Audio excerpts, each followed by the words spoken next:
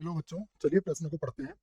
दिया है कि एक सदिश माइनस ए केप डॉट एक सदिश प्लस ए केप बराबर 8 तथा एक सदिश डॉट ए केप सदिश जो है बराबर 2 है। तब हमें क्या करना है, एक्स प्लस ए केप वाला सदिश है तथा दूसरा सदिश दिया है एक सदिश माइनस ए केप, इसको भी कोष्टक में बंद किया हुआ है, के बीच का कोण है। अर्थात ये दोनों सदिशों के बीच का कोण है। उसके लिए हमें चार विकल्प दिए गए हैं। पहला विकल्प, दूसरा विकल्प, तीसरा विकल्प और चौथा विकल्प, और चारों विकल्पों में से हमें सही विकल्प बताना है। प्रश्न को हल करेंगे उसके पहले हम मुख्य अवधारणा लिखेंगे। तो यहाँ पर लिख देते हैं हम प्रश्न के लिए मुख्य अवधारणा। मुख्य अवधारणा में हम प्रश्न को किस प्रकार से हल किया जाएगा उस पर चर्चा करेंगे और उसके बाद उससे संबंधित सूत्रों को भी लिखेंगे।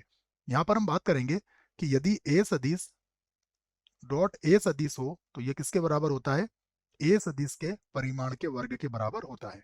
उसके बाद यदि हमें ए सदिश डॉट बी सदिश ज्ञात करना है तो ये बराबर होता है ए का परिमाण, बी का परिमाण, और यदि दोनों के मध्य कोण थीटा हो तो कॉस थीटा ये हो जाएगा।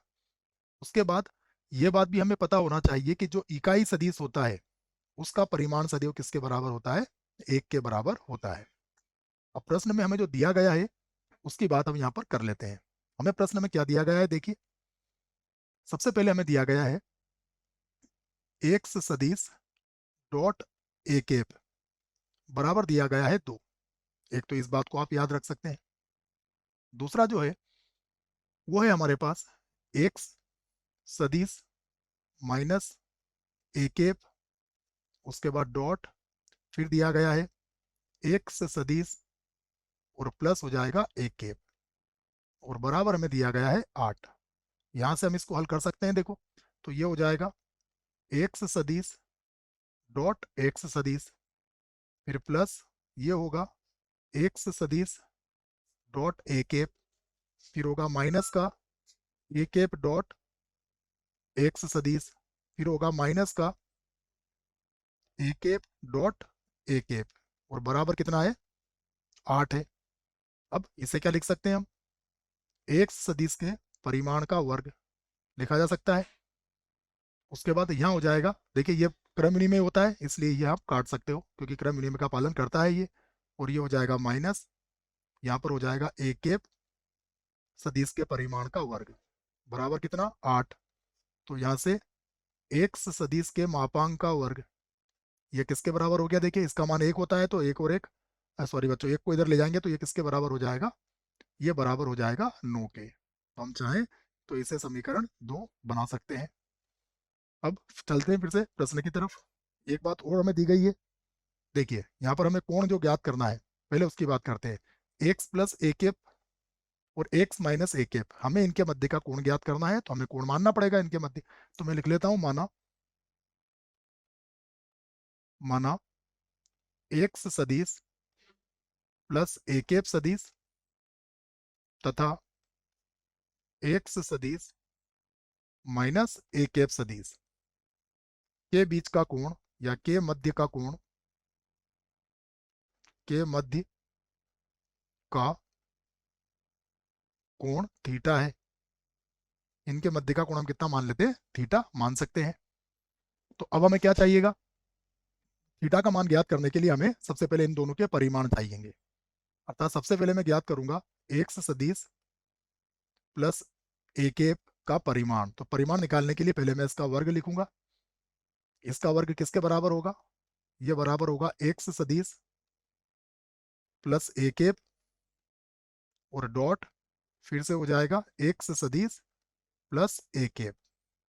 यदि हल करेंगे तो देखो एक्स डॉट एक्स क्या होता है, ये हो जाएगा एक्स सदिश के मापांक का वर्ग, और ए केप क्या हो जाएगा, प्लस ये हो जाएगा ए केप के परिमाण का वर्ग, और फिर ये जुड़ जाएंगे। देखो एक्स डॉट ए केप और a dot x cap, x सदिश, क्योंकि ये क्रम में होते हैं इसलिए जुड़ जाएंगे। तो ये हो जाएगा प्लस का 2, यहाँ पर लिख सकते हो आप एक्स सदिश डॉट ए केप।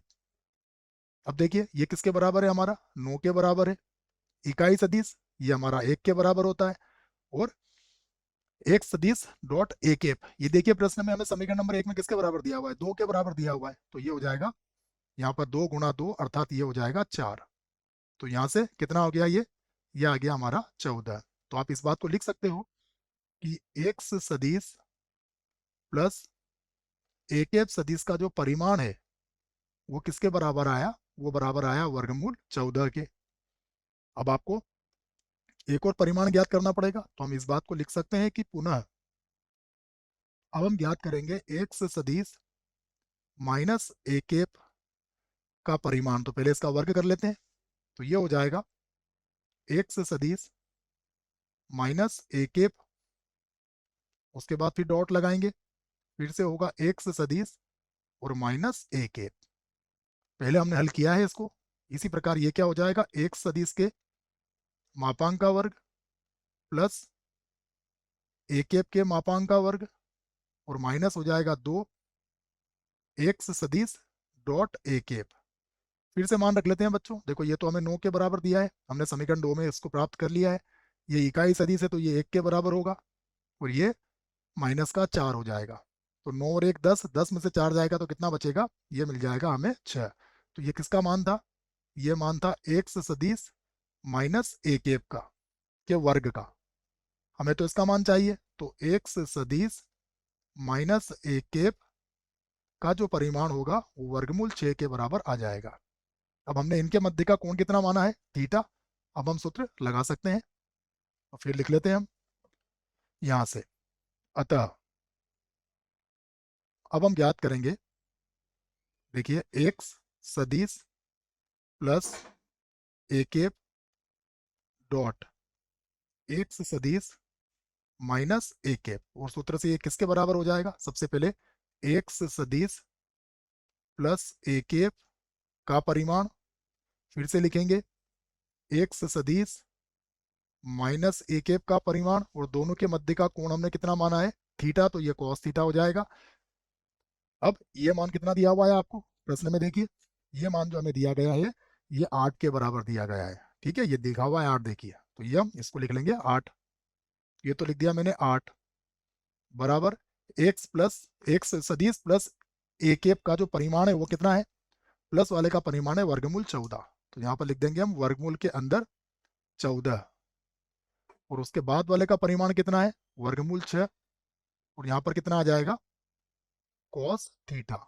हम चाहें तो इसको बट्टे में ला सकते हैं, तो यहाँ से कॉस थीटा बराबर यहाँ पर तो आ जाएगा 8, और वर्गमूल के अंदर लिख सकते हो आप 14 किसके बराबर होता है, 2 गुणा 7 के, और 6 किसके बराबर होगा, 2 गुणा 3 के। लिख सकते हैं इस प्रकार से इसको। अब हम इसके गुणनखंड तो हमने कर ही लिया, वर्गमूल के बाहर जो बाहर आ रहा है उसे बाहर निकाल लेते हैं। तो यहाँ से होगा कॉस थीटा बराबर ये होगा 8, और देखिए 2 2 का समूह बन गया, 2 को तो बाहर ले लीजिए, वर्गमूल के अंदर कितना आ जाएगा 21, 2 से 8 कितनी बार कट जाएगा, 4 बार। तो यहाँ से थीटा का मान आपका ज्ञात हो जाएगा कॉस इनवर्स ये होगा 4, और बटे में कितना आ जाएगा 21। ये हमारा उत्तर आ चुका है। अब विकल्प की तरफ चलना पड़ेगा हमें। तो विकल्प की बात करें तो देखो ये तो गलत हुआ, यहाँ भी 3 आ रहा है, ये भी गलत हुआ, यहाँ 5 है, ये भी गलत है, 4 बटा वर्गमूल 21 ये हमारा उत्तर आया है। अर्थात ये जो है इस प्रश्न के लिए सही विकल्प है बच्चों। आशा करता हूँ प्रश्न का उत्तर अच्छे से समझ में आया होगा। धन्यवाद।